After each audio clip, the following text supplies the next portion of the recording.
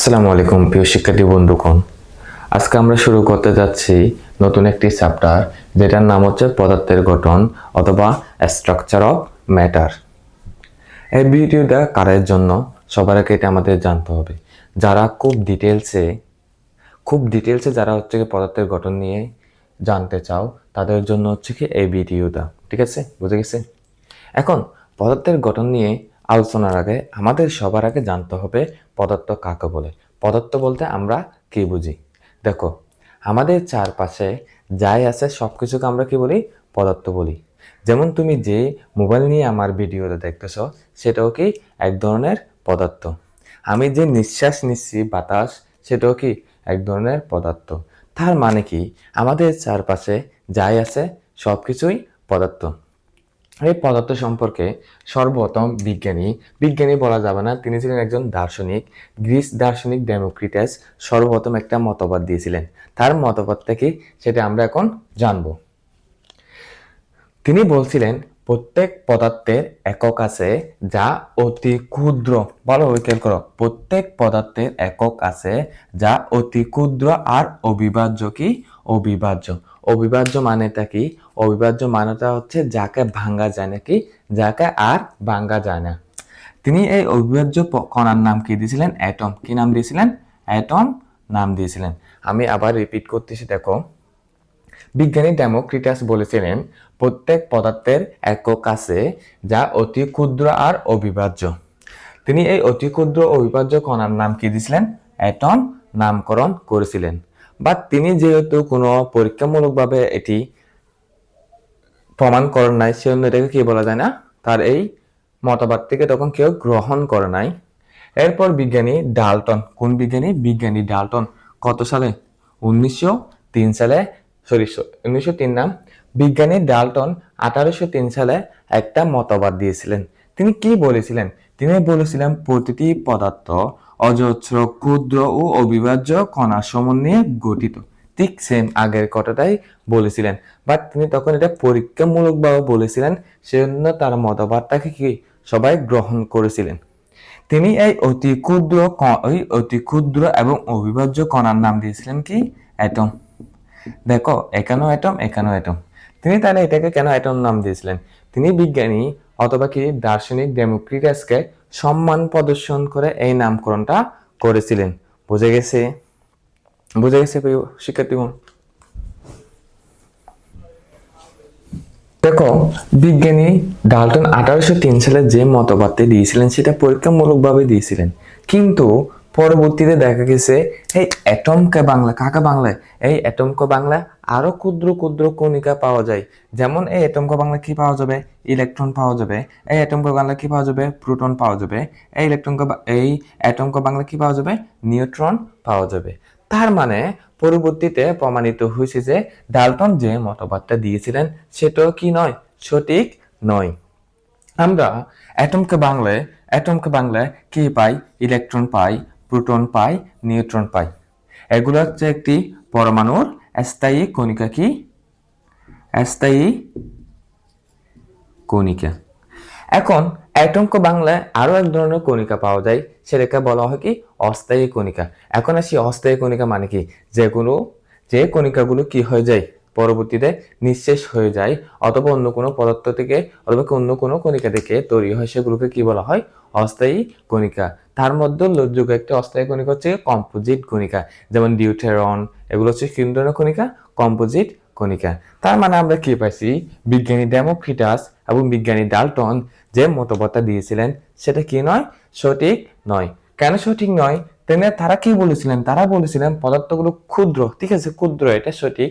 But যে অবিভাজ্য কথাটা বলেছিলেন, অবিভাজ্য মানেটা কি? অবিভাজ্য মানে হচ্ছে কি যাকে ভাঙা যায় না। কি করা যায় না? ভাঙা যায় না। তার মানে আমি দেখো, তিনি বলছিলেন কি অবিভাজ্য, বাট পরবর্তীতে কি প্রমাণিত হয়েছে? অ্যাটমকে বাংলে কি পাওয়া যায়? ইলেকট্রন পাওয়া যায়, প্রোটন পাওয়া যায়, নিউট্রন পাওয়া যায়। তার মানে কি পরমাণু কি নয়? অবিভাজ্য নয়। পরমাণুকে কি করা যাবে? পরমাণুকে ভাঙা যাবে। বাংলায় কি পাওয়া যাবে? স্থায়ী কণিকা পাওয়া যাবে, অস্থায়ী কণিকা পাওয়া যাবে। এই স্থায়ী কণিকা, অস্থায়ী কণিকা, এগুলোকে নিয়ে রিসার্চ করতে গিয়ে বিভিন্ন বিজ্ঞানী বিভিন্ন ধরনের মতবাদ দিয়েছিলেন। সর্বপ্রথম 1800 সালে বিজ্ঞানী থমসন একটা মতবাদ দিয়েছিলেন, যে মতবাদের উপর ভিত্তি করে কি আবিষ্কার হয়েছিল? ইলেকট্রন আবিষ্কার হয়েছিল। এরপর কি 1911 সালে বিজ্ঞানী রাদারফোর্ড একটা মতবাদ দিয়েছিলেন, যাকে রাদারফোর্ডের পরমাণু মডেল বলা হয়, যার মাধ্যমে প্রোটন আবিষ্কার হয়েছিল। কত সালে? 1911 সালে। এরপর 1932 সালে কি আবিষ্কার হয়েছিল?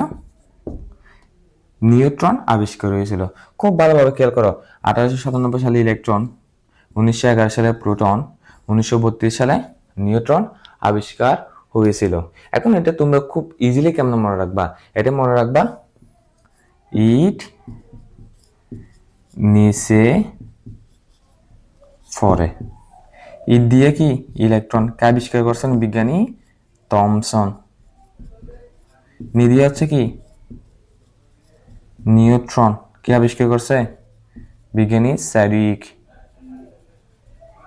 এরপর হচ্ছে পদীয় কি প্রোটন, কে আবিষ্কার করছে? বিজ্ঞানী রাদারফোর্ড। বুঝে গেছে?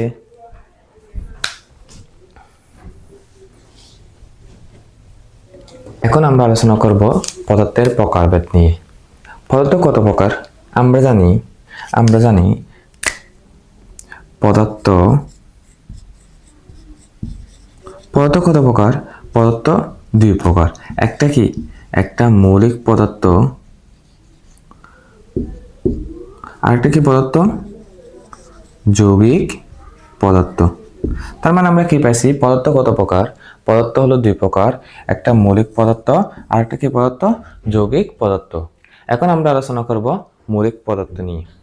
মৌলিক পদার্থ মানে কি? যে পদার্থকে বাংলে ওই পদার্থ ছাড়া অন্য কোনো পদার্থ পাওয়া যাবে না, তাকে কি বলা হবে?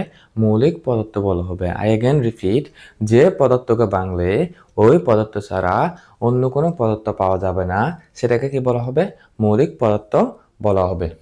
এখন আসি, মৌলিক পদার্থ কি কি থাকবে তাহলে? কার্বন, অক্সিজেন, ক্লোরিন, ফসফরাস, সবগুলো কি পদার্থ? মৌলিক পদার্থ। এগুলোকে কেন মৌলিক পদার্থ বলা হচ্ছে? আমি যদি একটা কার্বনকে যদি ভাঙি, অথবা কি একটা কার্বনের খণ্ডকে যদি আমি ভাঙি, যেখানে শুধুমাত্র কার্বনই থাকবে, অন্য কোনো মিশ্রণ থাকবে না, তার মানে কি ওখানে অন্য কোনো মূল পাওয়া যাবে? অন্য কোনো মূল পাওয়া যাবে না। তার মানে এটা কি হবে? মৌলিক পদার্থ বলা হবে। যেমন আমি এই কার্বনের টুকরাকে যদি ভাঙি, শুধুমাত্র কি পাবো? কার্বনের কতগুলো পরমাণু পাবো। তার মানে কার্বন একটি কি পদার্থ? মৌলিক পদার্থ। ঠিক সেম, এটা একটি কি অক্সিজেনের অণু। এটা কি একটা অক্সিজেনের অণু।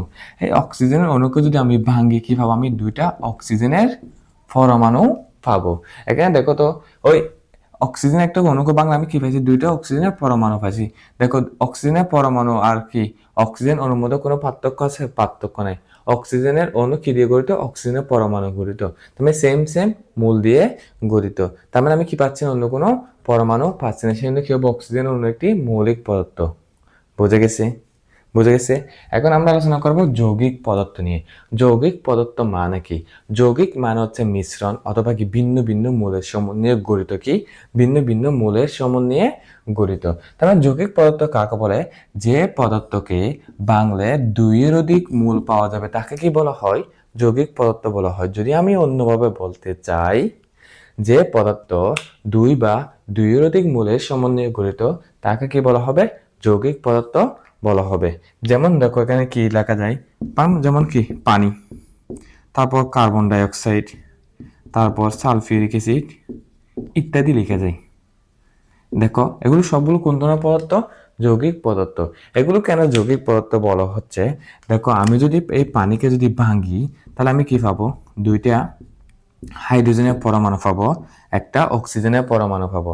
তার মানে দেখো, পানি দুইটা ভিন্ন ভিন্ন কি মৌলের সমন্বয়ে গঠিত হয়েছে। তার মানে দুইটি ভিন্ন ভিন্ন মৌল থাকে, তখন আমরা কি বলবো? তখন তাকে আমরা যৌগিক পদার্থ বলবো।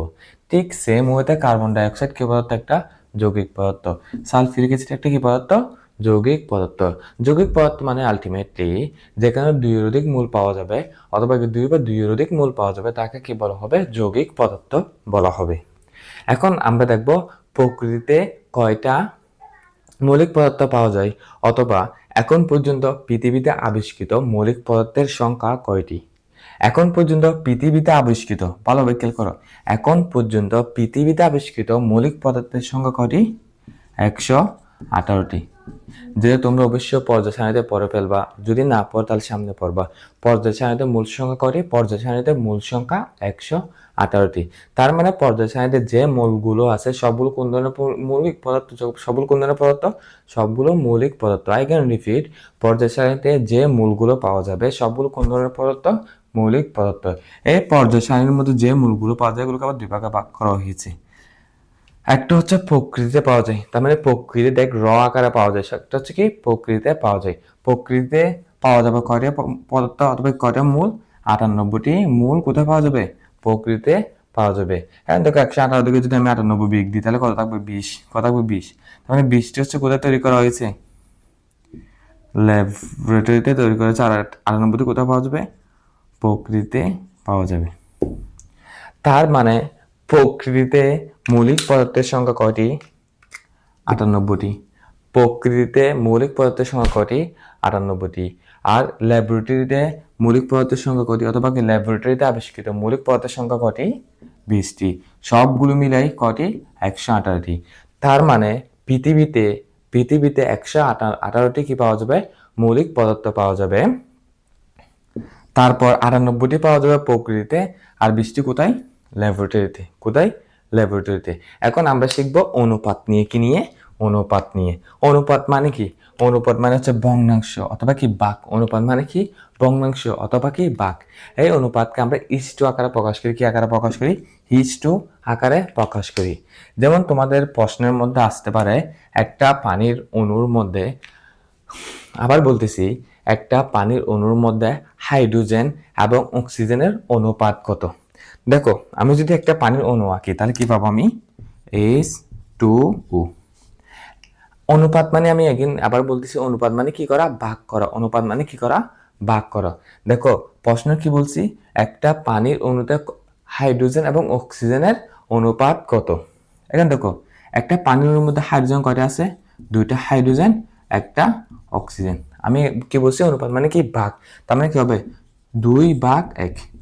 যেটা ভাগ সেটাকে আবার কিভাবে লিখে যায়? 2:1। কি? 2:1। ভাগ আবার কি আকার লিখে যায়? ইস্টু আকার লিখে যায়। কি আকার লিখে যায়? ইস্টু আকার লিখে যায়। তার মানে পানি অণুর মধ্যে হাইড্রোজেন এবং অক্সিজেনের অনুপাত করো কত? 2:1। আবার বলতেছি, পানির অণুর মধ্যে হাইড্রোজেন এবং অক্সিজেনের অনুপাত কত? 2:1। এখন এটা অনেক ইজি। যখন প্রশ্ন যদি একটু কঠিন করতে চাই, যদি বলে H2SO4, সালফিউরিক অ্যাসিডের মধ্যে অক্সিজেন এবং হাইড্রোজেনের অনুপাত কত? এগেন আই রিপিট, সালফিউরিক অ্যাসিডের মধ্যে অক্সিজেন এবং হাইড্রোজেনের অনুপাত কত? তার মানে দেখো একটা সালফিউরিক অ্যাসিডের মধ্যে অক্সিজেন কয়টা আছে? অক্সিজেন আছে 4টা, হাইড্রোজেন কয়টা আছে? 2টা। অনুপাত মানে আমি কি বলছি? ভাগ। কিসে বলছি? অক্সিজেন ও হাইড্রোজেনের অনুপাত। তার মানে কত হবে? 4/2। কত আসতেছে দেখো তো? 2/1। তার মানে কত আসবে আলটিমেটলি অ্যান্সার? 2:1। তার মানে সালফিউরিক অ্যাসিডের মধ্যে অক্সিজেন এবং হাইড্রোজেন অনুপাত কত? 2:1। কি? 2:1। অনুপাত যদি বলে তোমরা সবসময় কি করে দিবা? ভাগ করে দিবা। পরমাণুর সংখ্যা দিয়ে কি করে দিবা? ভাগ করে দিবা। এইভাবে তোমরা সবগুলো কি পরমাণুর অথবা সবগুলো যুগে কি বের করতে পারবা? পরমাণুর অনুপাত বের করতে পারবা। বুঝে গেছে?